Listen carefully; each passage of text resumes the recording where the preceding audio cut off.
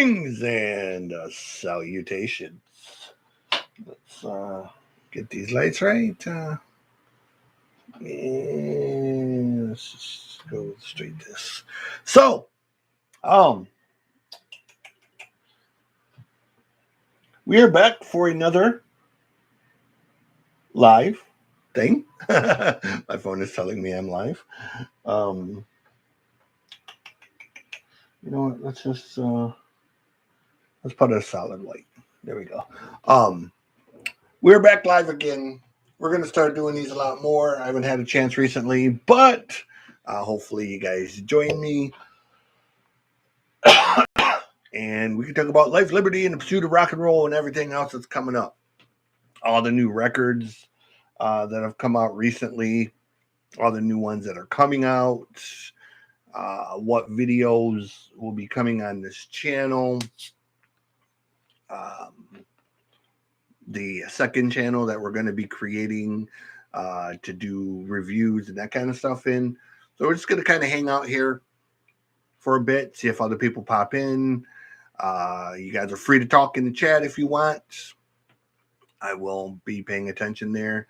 We're rocking the brand new Cyclone Temple, I Hate, Therefore I Am t-shirt today.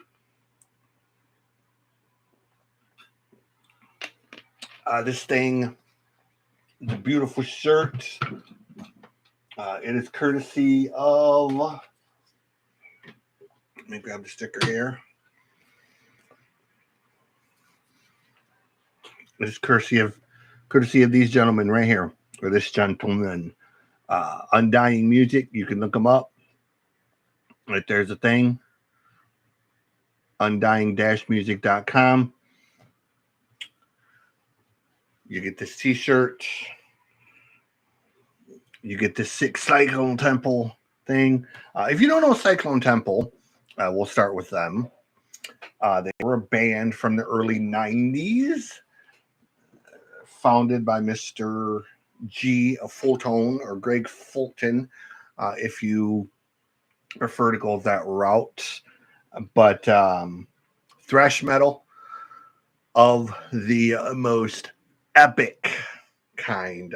They did 3 CDs, I believe it was. Before Cyclone Temple, Greg had Snow White. 2 phenomenal bands, way ahead of their time. So far ahead of their time. And I Hate, Therefore I Am is probably one of the most grossly, one of the 2 most grossly underrated thrash CDs of all time, the other being Wretch Out America with Climbing the Walls. So check those 2 out. Let me see. Who do we got? Fatalities or attacks? I don't know where I am, but hello, dude. Greetings and salutations. You're at the Music God Reacts. We're live. Normally it's reactions, but today we're just going to go live. We're going to talk about we're talking about music, life, you know, all kinds of cool stuff. Brand new Loudness CD just came out recently. Actually came out late last year, but was Japan only. Ear Music just released it all over. Yes, I do reactions. If you go back through my stuff, all kinds of reactions, everything from Love Bites to Tom McDonald, Elite Bata, Damash. You will find hip hop and thrash. You will find pop and blues. You will find just about every kind of reaction known to man. I do know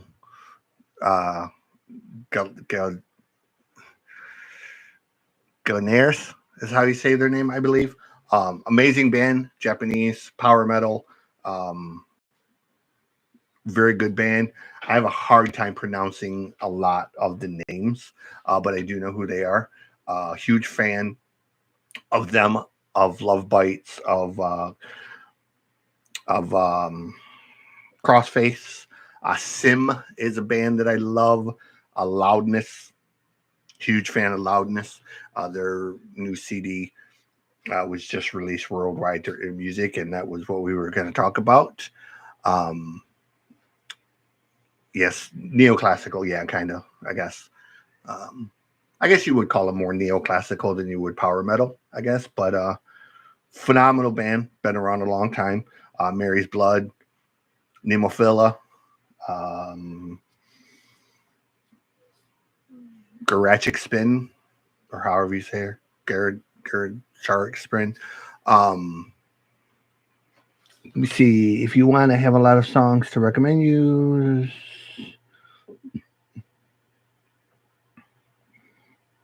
yeah. Feel free to recommend, man. I got paper, I got pen. I will be taking notes, so feel free to recommend anything under the sun, be it metal, be it country, be it hip hop, be it blues, avant-garde. One of my favorite bands is French. It is a band called Pensis Nocturnus. If you are familiar with them, being French, I'm sure you are because, you know, I know they're pretty popular there and they're absolutely insane. I love what the guy does. Yeah, yeah, exactly. I learned about Pensis. God, who did we go to see? We went to see a band, and we didn't know they were performing with them, and it just blew us away. It was like, what the hell is this, man? It was the most insane sounding thing we'd ever heard up to that point, and I was so impressed and blown away by them that I bought all of their music. And now you have a lot of other bands that have kind of copied it a little bit. Zeo and Arger kind of have done it a little bit, and Circus of Worms have kind of copied it a little bit. I think the sound and the style originally probably started with Devil Doll, which is still to this day the most unique and insane sounding project that anyone has ever created. If you don't know Devil Doll, look up Devil Doll from Slovenia or Slovenia, however you say it. You'll find absolutely nothing that sounds like it. So what do we got? What do we got? No, that man. Do you like long songs? I do like long songs. I don't mind. A huge fan of Dream Theater. Opeth is a favorite. Devil Doll, as you mentioned, or as I just mentioned, huge songs. 30 and 40-minute songs because Mr. Doctor, when he writes his records, they're actually performed as one long piece. So when you start the CD, you essentially get one song that is either 30 or 40 minutes long, or he'll break it into two. The Girl Who Was Death was essentially two pieces. I think they were like 26 minutes a piece. So let me see. The Force of Courage is a masterpiece. Recommend you listen to the live version. Okay, let me write that down. The Force of Courage.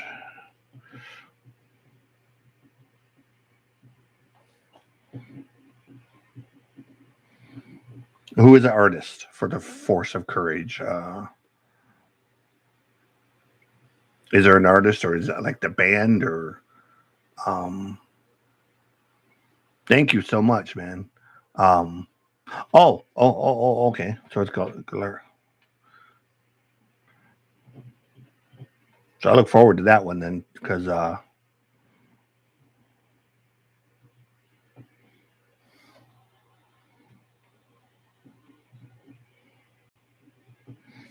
really like. I seen a video for them. I started this reaction channel. I don't know if a lot of you guys know. I have about 1.8 million songs in my music collection. A lot of it is on these. I have about 4 of these. These are about 4 terabytes a piece. So musically, I have heard just about everything under the sun.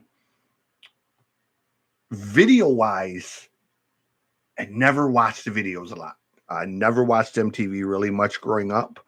I never paid attention to bands' videos or live DVDs or that kind of stuff, other than like Pink Floyd. So a lot of this music, even though I know the bands, like Love Bites, like Loudness, like Metallica, like Slayer, I don't think I've ever seen an actual Metallica video because I've never really bothered to sit down and watch the videos. I've always listened to the actual CDs or, seen them live in concert. So a lot of this stuff, even at 51 years old, going into my 36th year of doing music in some form or another, there's maybe less than 100 videos that I've ever watched that I can honestly say, okay, so all of the stuff that I'm reacting to now, this is all new to me. So a lot of people don't believe, because of the bands I've interviewed, the bands I've toured with, the bands I've opened for, that I've never seen a Metallica video. I've never seen a Slayer video. I've never seen a Testament video. I've never seen an Exodus video. It's because I never watched videos. I was too busy doing it to sit and watch the actual video. So, hey, you know what? I was 15 years old. I bought a secondhand bass from a pawn shop and wanted to play music. I didn't care what kind of music, but at that time, it was 1986. Hair bands were starting to get big. I was very into bands like Slade and Sweet. I was massively influenced by classic rock like Boston and the Doobie Brothers. The son of a truck driver. I grew up on a 400-acre farm in the country, so I had a lot of country music influence. I just wanted to play music. But when I heard metal, when I heard punk, that was it for me. I wanted to be, and then Metallica came along. And that changed the game, because we heard Metallica, we heard Exodus, we heard Death Angel, we heard Testament, we heard Slayer, and then punk, hardcore punk come along. And we heard Agnostic Front, we heard Murphy's Law, we heard Great Bodily Harm, or GBH, we heard the Gorilla Biscuits and Madball, Naked Raygun, and it was loud and it was abrasive and it was anti-authorian, and we just wanted to be that. We wanted to be the loudest, most abrasive, and then hip hop come along. And we got Two Live Crew, and then Ice-T flipped the script and made Body Count, which combined hip hop and metal for the first time, really in a way that was so far beyond the I guess pale, that it was insane, So let me see. So the live version, Amazing Piece. Let me see. Rain of Tears. Okay, got Rain of Tears.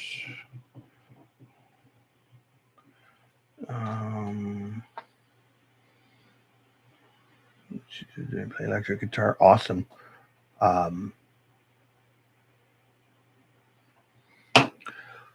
Aaron Sergeant or Lieutenant, Lieutenant, not Sergeant, Lieutenant Dan, Lieutenant Aaron. Yeah. Truthfully though, man, I started this as a way just for something to do.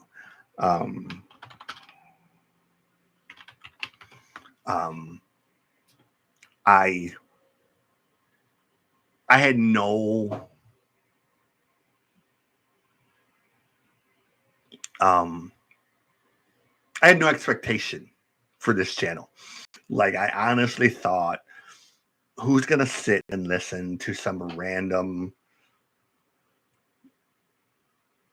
doofus talk about bands like Cyclone Temple and Devil Dow and, you know, Shark Island and Spread Eagle and bands that most everyone ignored or never were fans of or whatever.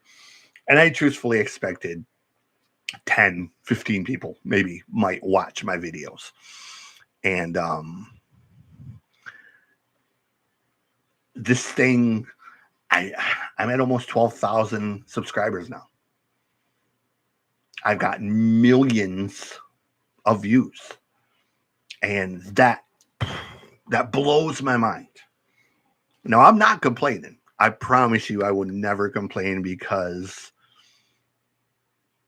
I love the fact that you guys take your time, that you take your thoughts and you reply back, or that you watch me ramble about craziness.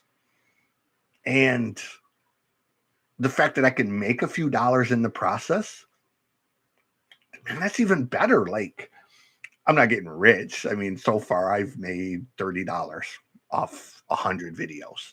Woohoo. But man, I do it for free. Like, I don't monetize half of the video simply because I know the bands aren't going to let me. So I do these because these allow me to monetize them and make a little bit of money in the process. But oh, man, I just, it's allowed me to build this awesome studio. It's allowed me to buy this microphone and to just have a voice, and that's crazy to me. Like, I never dreamed that any of this. So, truly from my heart, guys, I want you to know that I don't take this for granted at all, man. Like, I love that I've met you guys. I love that I get to talk to you guys. I love that even with my insane knowledge of music across all of these things, you can still come to me with bands like Solaris, and you can come to me with bands that I've never heard of, and I'm going to learn these. Dimash was one, Elite Pata was one, and I realized those are two artists that are not, I guess, mainstream or for every single person. But you know what? Music is so amazing that you can. The fact that I can go from Blue October to Pink Floyd to Slayer to Love Bites to Dimash to Bob Marley to Modest Yahoo to the Beastie Boys to Tom McDonald, and then back to Crossfaith or the new Loudness. That's amazing to me. And when I say at the end of my video that music heals, again, I tell the story right here, this scar. This was a 1/2-inch chain from a semi that tried to literally take the top of my head off. I should have been dead laying on the side of that road in Denver, Colorado.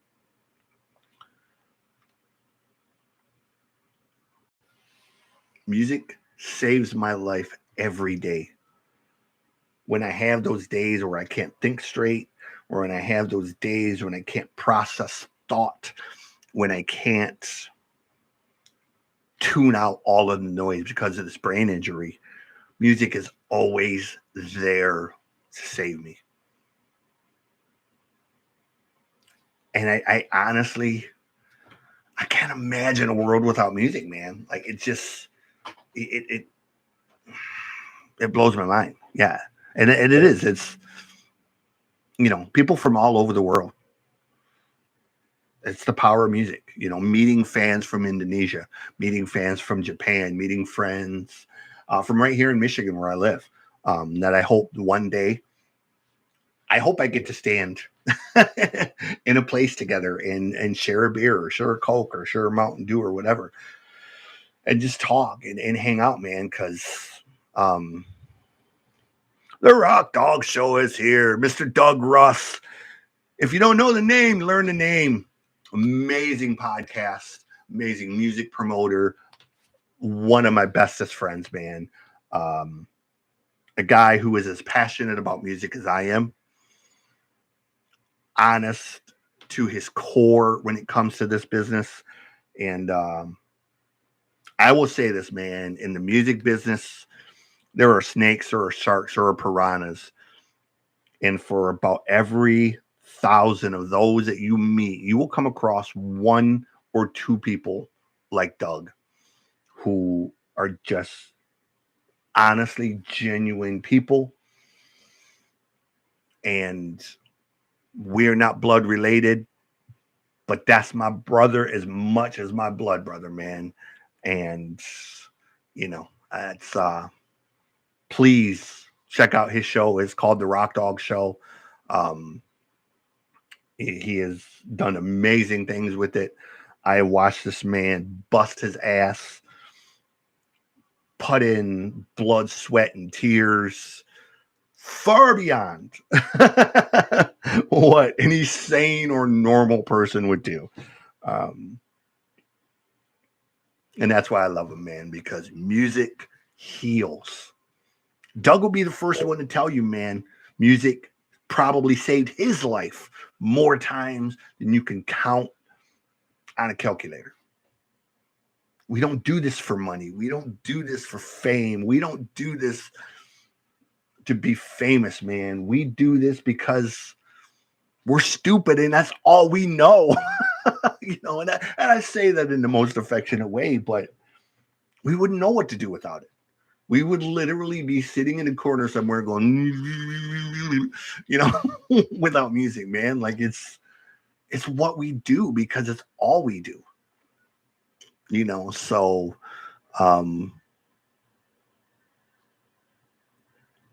Fatality, bro. Thank you. Have a great day. Be safe. Treat everyone with kindness, man. I have not got into the Solaris yet, but like I said,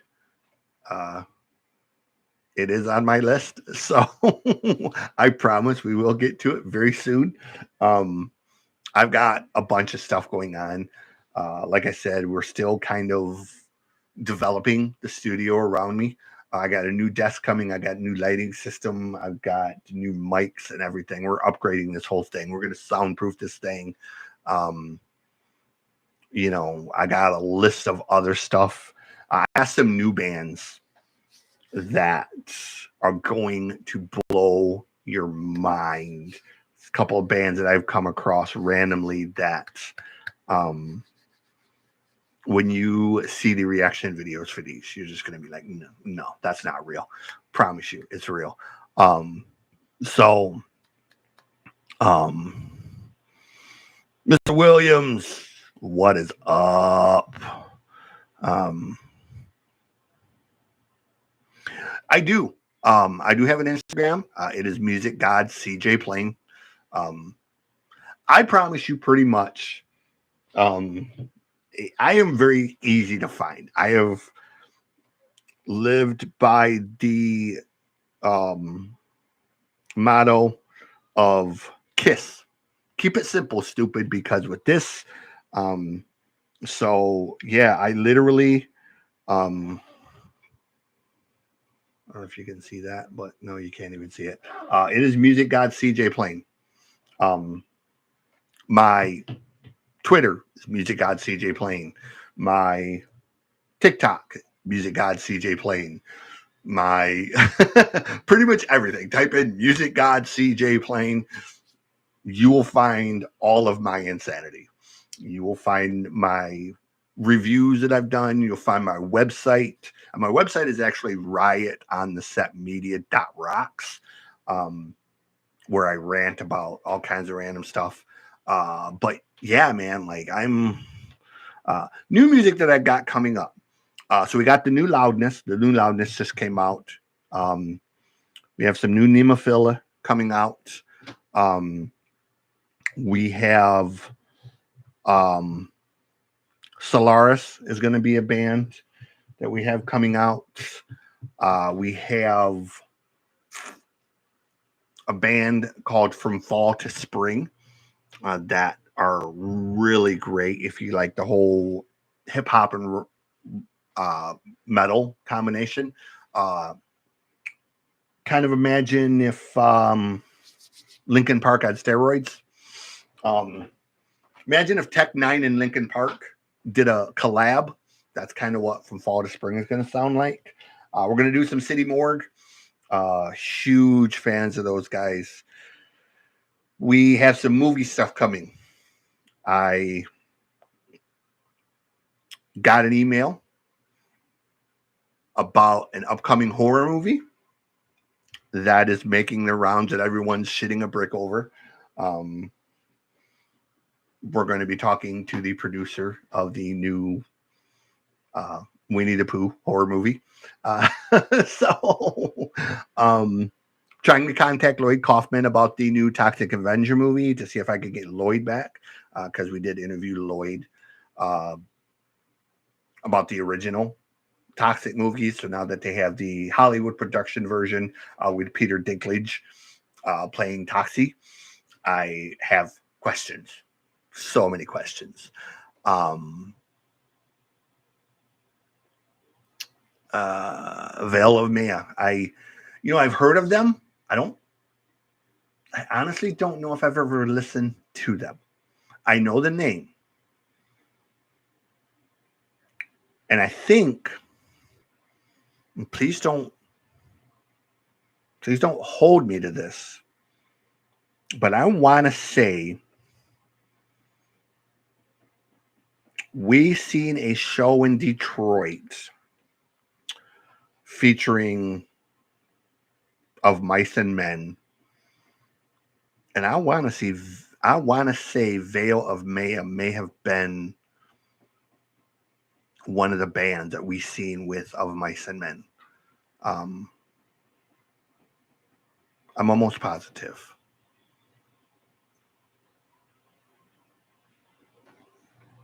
And what is the truth? The truth is anything you believe it to be. What's the secret to living? Not to die. That is the secret to living. Secret of life is not to freaking die. I Veil of Maya sounds so familiar. Like I swear I've seen them live, and I can't think of. I'm gonna look it up because I swear I saw them about 3 years ago, maybe 4 years ago. Not 2022. I want to say it was 2020. And I want to say it was Of Mice and Men, and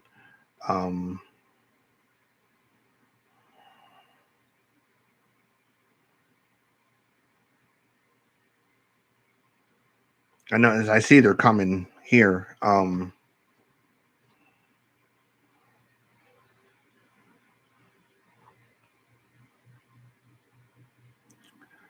I swear I saw them live, and I don't.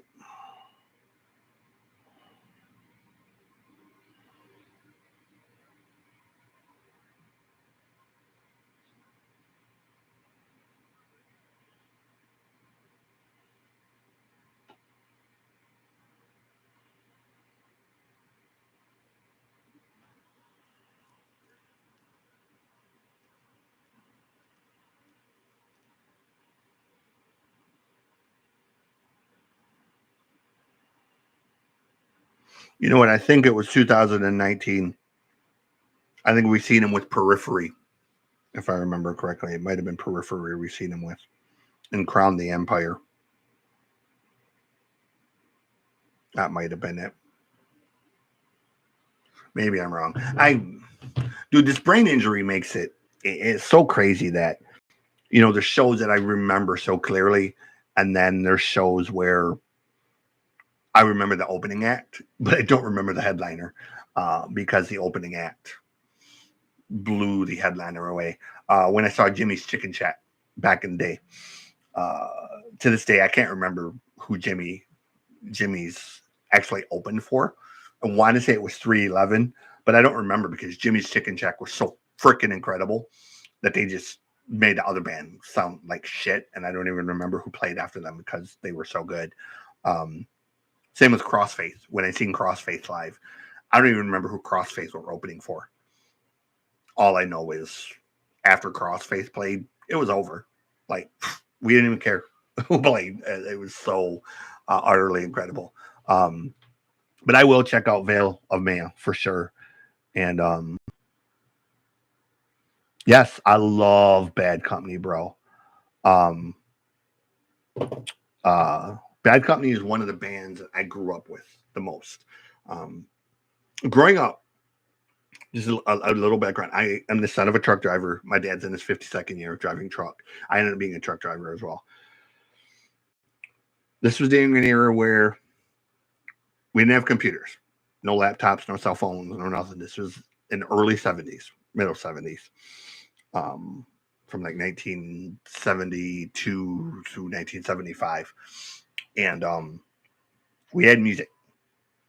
And there were 4 bands who were 4 artists who were played almost nonstop. Number 1, Bob Seger. That is my dad's favorite artist. I listened to Bob Seger more times than I could count. Number 2 was Bad Company. Number 3 was Boston. And number 4 was Blackfoot. If I had to do a 5th band, it would have been the Doobie Brothers, or another band that were, you know, played a lot. So those 5 artists right there, I listen to them 20 hours a day. So yes, I love Bad Company. Paul Rogers, when Brian Howe took over, was one of them things where it was kind of like, okay, I don't know. But then Brian did incredible things. Brian was perfect to transition to that era of a more, I guess, commercial viable style. But, you know, I loved Brian, and then they transitioned to what happened later. And Paul played with Queen for a while and did his solo stuff, did his Muddy Water stuff. So yeah, go Hollywood Nights. Yeah, I know you grew up with him, bro, for sure.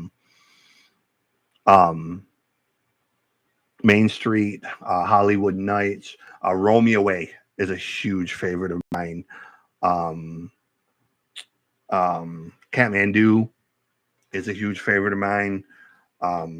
Blackfoot, Highway Song, probably one of my top 3 all-time songs. I know when you say Blackfoot, a lot of people go to Simple Man, or yeah, never mind. Simple Man is Leonard Skinner. Train is where they go with Blackfoot. But Highway Song, you know, is one of them songs that it if you've ever lived the life of a trucker, you understand the lyrics to that song. You understand what it's like to just, you know, the road goes on and on and on. Because that's what it was, man. endless highways. It was a different era. It was a different time. There were no major things like today, man. We traveled on dirt roads that most people don't even know existed. My dad, to this day, you could drop that man anywhere in the country without a map or a phone, and he'll be back in 2 days. Or he'll meet you in 2 days, wherever you tell him to meet you. That man can travel from one side of the country to the other and never touch a highway. I have seen my dad drive from Flint, Michigan, all the way to Mobile, Alabama, and never take anything other than a 2-lane dirt road or, a 2-lane country road all the way there. Part of it was to avoid, DOT and way stations and things, but a lot of it was just, that's how truckers did it back then, bro. It's just the way it was. Like, yeah. That and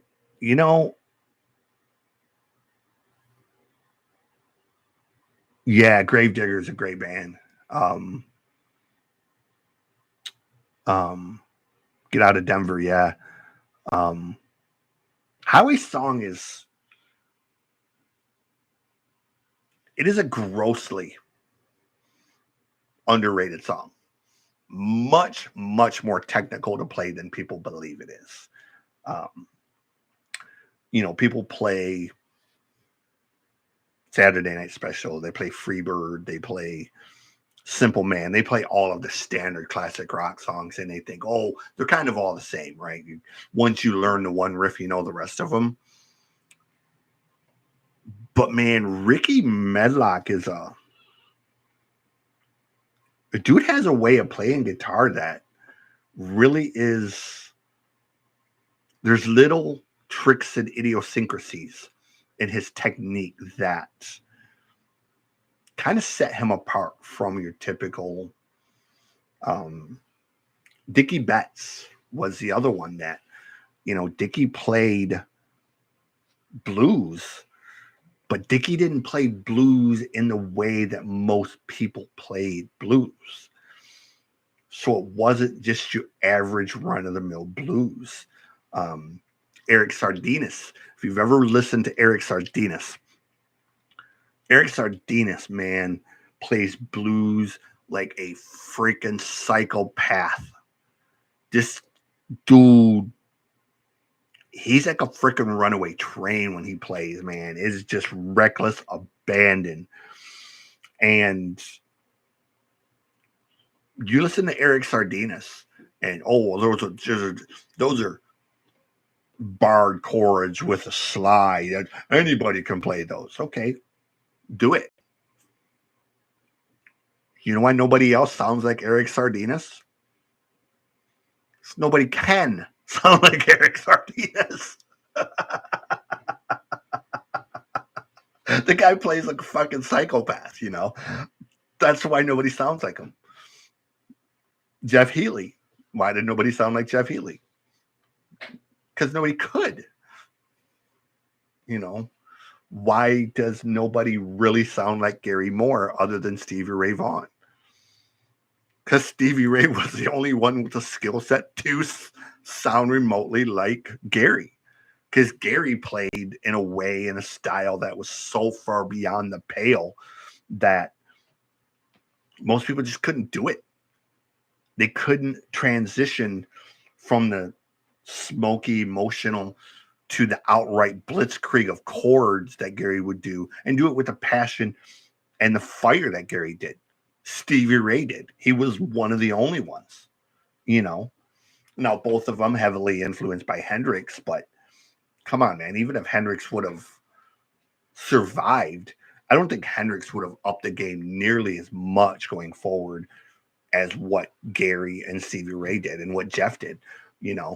Rory Erickson is another one who you don't hear his name a lot, but when it comes to blues guitar, Rory Gallagher and Rory Erickson both two Irish guys who, you know, they were just utter badasses. So, yeah, you know, and that's me. Pink Floyd, you know,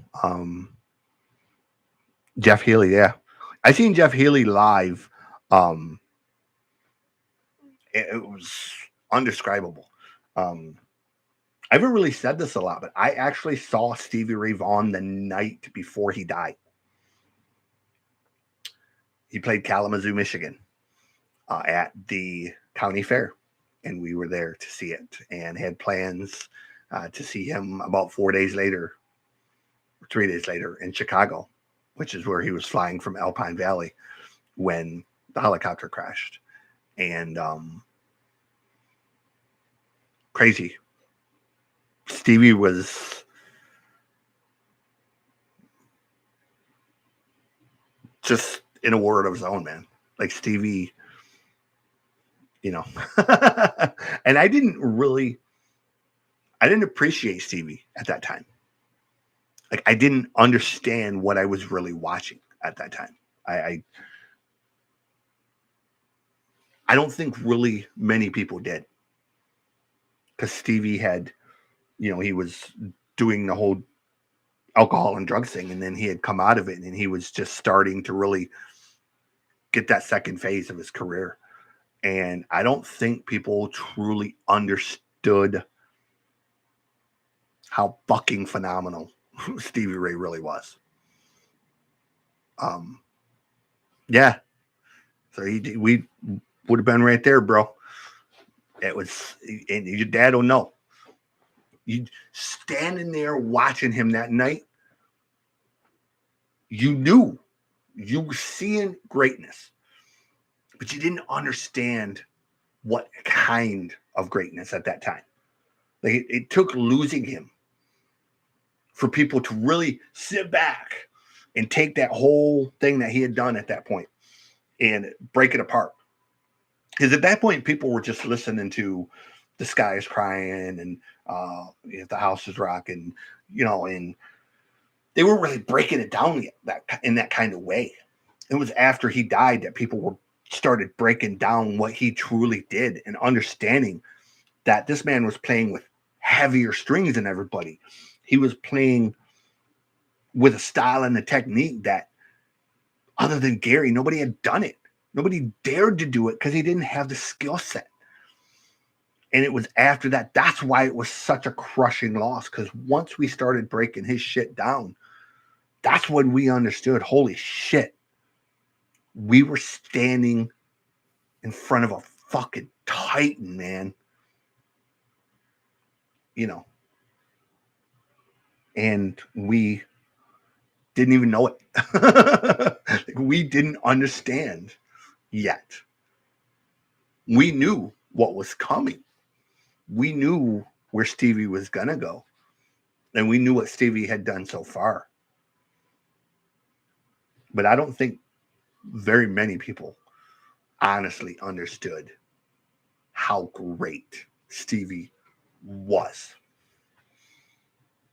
At least I didn't, not at that time. Like I treated Stevie the same way at that point as I treated Jeff Healey, that I treated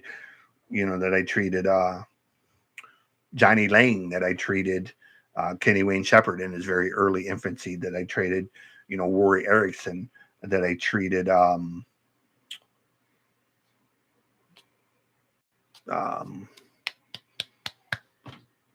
can't think of his name. Old boy from Austin. The other boy, name's totally escaping me. But I really truly didn't understand at that time how phenomenal he really was. So, you know, so yeah, it's crushing loss. Yeah. You know, and that's the thing. Like I just, you know, even Jeff Healey, man, like Jeff, I don't think a lot of people understood Jeff Healey as a player, because you've seen Jeff and, oh, he was the blind guy. He played sitting down. But if you get into Jeff's catalog, there's a whole jazz catalog to go with the blues side. There's a whole rock catalog to go with the blues and the jazz. And he played in a way, again, that was beyond the pale, man. The guy was a fucking phenomenal writer. His composition ability,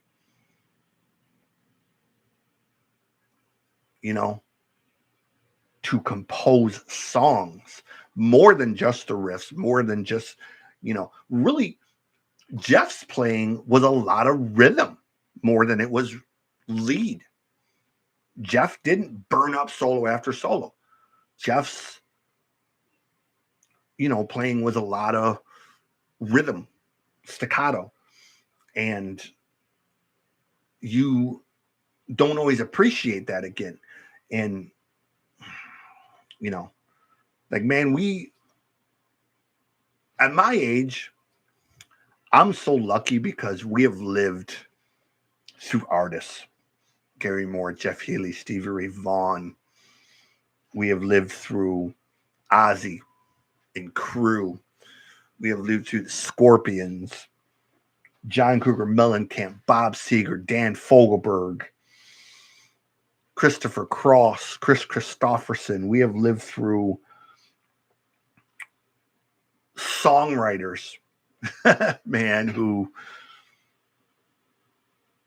we listen to them on the radio and we see their records and we hold their records. Peter Frampton. And we don't even realize how fucking phenomenal these guys really are.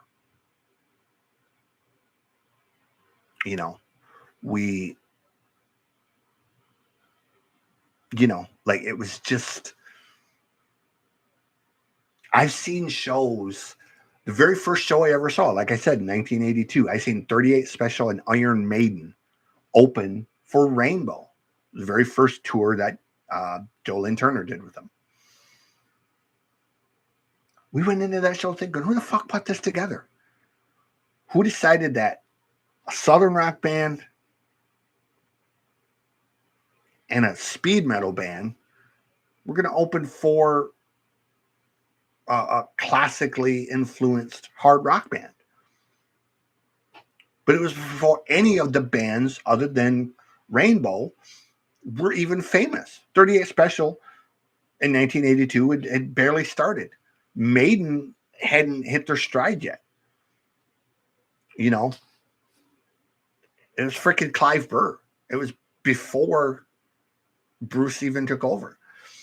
It was crazy. Like, it was, again, at 11 years old, standing there, I didn't realize what I was seeing. I didn't realize this is a band that's going to redefine heavy metal. This is a band that is going to completely blow the doors off of everything that didn't even exist at that time. There was no Metallica yet. There was no Slayer yet. There was no Exodus or, Motorhead even. Fucking Lemmy was still in Hawkwind at that time, or it just come out of Hawkwind or some shit. So Motorhead was barely even starting in 1982. So this was a whole new frontier that I got to stand and watch. Triumph, when I saw Triumph live. What a show. Rick Emmett, another name that does not get tossed around nearly like it should, man. Emmett is so far ahead of the curve when it comes to everything, bro. Like, let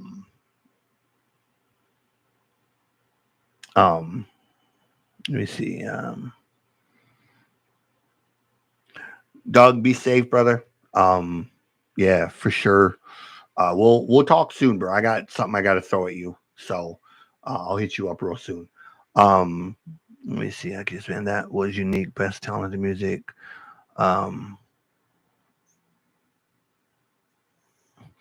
Ozzy, bro. Like, the craziest thing about Ozzy? Craziest thing about Ozzy is as many drugs as that man has done, as much abuse as he's put his body through, as much insanity that man has done. You know, he still has one of the most phenomenal fucking voices you've ever heard. The guy walks out on stage. He's 70 years old. Could barely stand. But he's got one of the best voices you'll ever hear. Crystal clear. Ronnie James Dio. The guy was like 4'3", you know, could walk under a freaking snake. But he'd walk out on that stage, man, and Ronnie commanded that stage, bro, like he was 7 foot tall. You know, I seen Dio and Doro open for Malmsteen. And, you know, Malmsteen's an amazing guitar player, but I promise you, after we saw Doro and after we saw Dio perform, we didn't give a shit about Malmsteen. We didn't give a shit about this fat ass standing up there wanking off on guitar playing 500 riffs a second. And it was cool, you know. We stood and we watched them, but we'd seen what we wanted to see. We came for Dio, bro. We didn't come for Malmsteen. You know, Malmsteen should have been opening the show and letting Doro and Dio do their thing. So I've heard both of Ozzy's new songs, the Desolation Blues with Tony and the Patient Number 9. Oddly enough, you know, the guy producing it and playing a lot of the guitar on that is the guy who writes for Post Malone. And speaking of Post Malone, you know, I gotta go on record as saying I can't hate that dude. I don't care for his music per se, his hip-hop-ish music. But you know, when that man sits down and performs an entire goddamn Nirvana concert,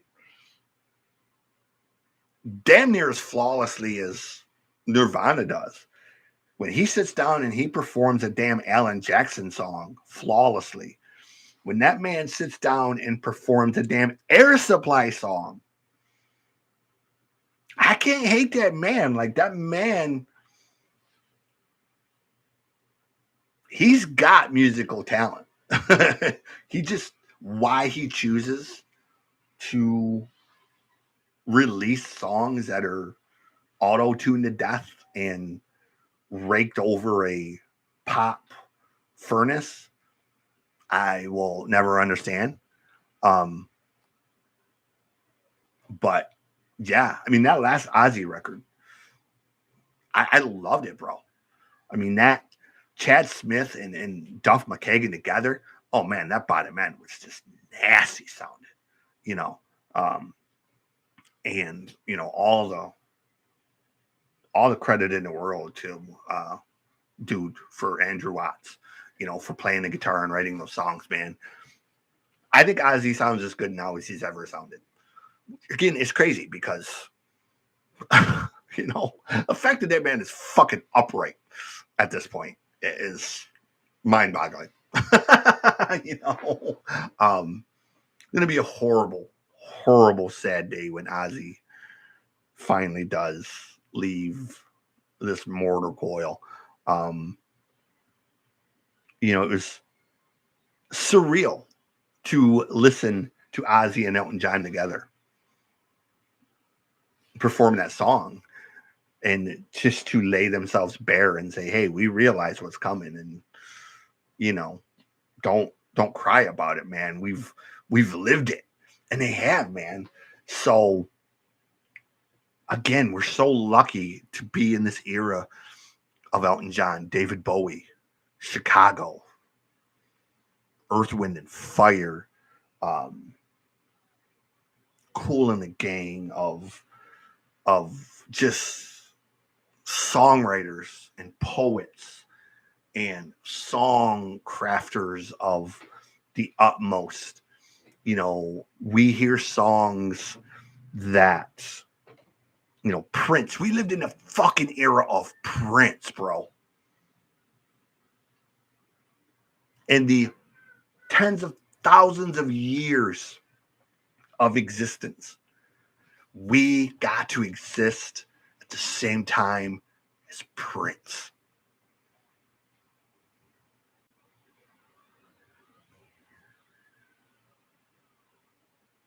You know? Sing in your head. How many Prince songs do you know? Prince went above and beyond genres, bro.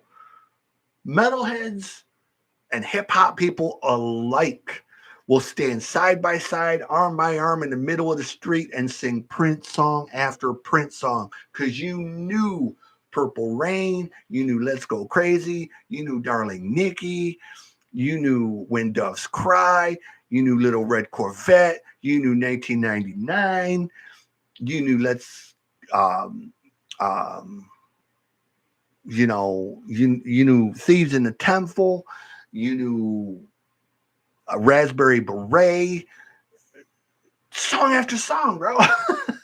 Prince was a fucking, you can't even call the man a legend because he was so far beyond a legend that it's not even a proper word for it. You can't quantify what Prince was to music, And, when you walk on a stage with Eric Clapton and Jeff Lynne and Tom Petty and all, George Harrison and all of those other guys that were on the stage that night, you just literally make them look like utter dumbasses. That's all you need to know.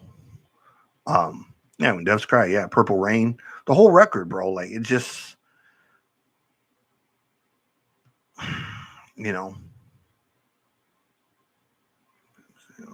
was right. I thought, let me see, Scream album was cool. I still wear the black T-shirt from it because I got limited edition. Yeah, like it just, Ozzy blows my mind. The fact that again, Ozzy's upright, that he's moving around, that he's talking, and all of this stuff, man. It's so crazy that as an AC/DC mega fan, I'm dreading the day Angus is no longer with us. Yeah, Malcolm was a blow, but they're slogging on, man. And the worst part of getting old is watching your heroes die, and there will come a day, sooner than later, where we're going to watch Rob Halford go. We're going to watch Angus go. We're going to watch Ozzy go, Elton John go. Same way we watched David Bowie go. We watched Meatloaf go. We watched all of these Jim Steinman and, Dan Fogelberg and all of these people. We're going to watch these guys go. And it's just a sad, unfortunate fact. And so my question to you is, if you like AC/DC as an AC/DC mega fan, what is your opinion of the band Airborne? Because I fucking love Airborne. And Airborne to me, man, when Malcolm passed, my first thought was Lee had to be the guy. Like Lee was, come on, bro. Like there was never a man born for a job more than what Lee O'Keefe was built to take over that role. And I love Airborne, bro. Like if you've never heard Airborne, so phenomenal. Or The Wild out of Canada is another band that, in fact, I got to do a reaction to them. They are a band that not a lot of people have caught on to yet. But if you like AC/DC, The Wild are just reckless abandon. It's like AC/DC on steroids.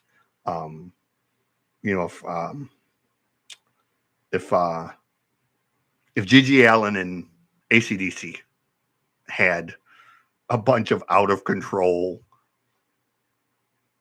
juvenile delinquent children, it would be The Wild.